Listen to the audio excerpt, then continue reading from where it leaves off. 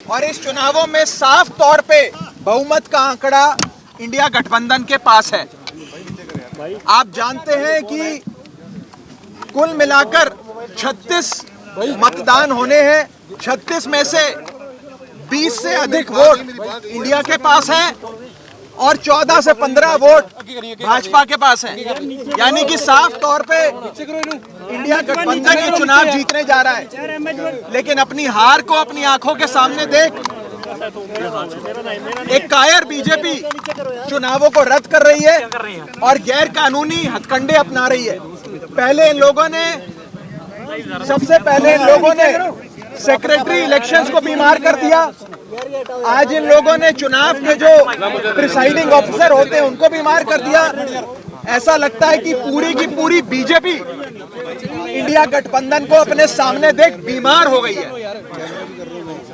और बीजेपी क्या मैसेज देना चाहती है इस देश में कि ये इस देश का लोकतंत्र क्या इतना कमजोर है कि जब बीजेपी चुनाव जीतने की स्थिति में होगी तो चुनाव होगा, लेकिन अगर भाजपा ये चुनाव हार रही है तो चुनाव नहीं होगा।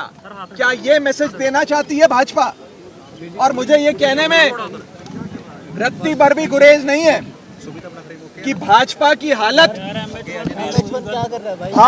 हालत उस बच्चे जैसी हो गई है जो जब एक गली के क्रिकेट मैच में आउट होता है तो अपना बल्ला लेकर चला जाता है, अपना बैट लेकर चला जाता है और कहता है कि अब मैच नहीं होने दूंगा मैं, अब गेम खत्म हो गई। इस देश को क्या नॉर्थ कोरिया बनाना चाहती है भाजपा कि चुनाव ही रद्द करा दिए जाए? ये बहुत खतरा है इस देश के लोकतंत्र को भाजपा से। और मैं आपको साफ तौर पे ये कहना चाहता हूं कि अगर इंडिया गठबंधन एकजुट होकर ऐसे लड़ता रहा तो वो दिन दूर नहीं कि भाजपा इतनी बीमार हो जाए कि भाजपा को लोकसभा 2024 के चुनावों से भी भागना पड़ जाए। आम आदमी पार्टी ये फैसला और कांग्रेस पार्टी हम सब ने मिलकर ये फैसला लिया है कि हम हाईकोर्ट का दरवाजा खटखटाएंगे, कोर्ट में जाकर इंसाफ की, न्याय की गुहार लगाएंगे और हर संभव प्रयास करेंगे कि मेयर का चुनाव हो जिसमें साफ तौर पे इंडिया गठबंधन जीत रहा है और भाजपा हार रही है। अभी तो आप सोचिए कि ये छोटा सा चुनाव है मेयर का और इसमें इंडिया गठबंधन ने भाजपा की नींद उड़ा दी है। 2024 के लोकसभा चुनाव में भाजपा का क्या हश्र इंडिया गठबंधन और भारत की 135 करोड़ आबादी करेगी, ये आप सोच सकते हैं। चन्ना साहब कुछ भी करना होवे तो कोर्ट ਦਾ रुख करना ਪੈਂਦਾ पंजाब ਦੇ ਵਿੱਚ।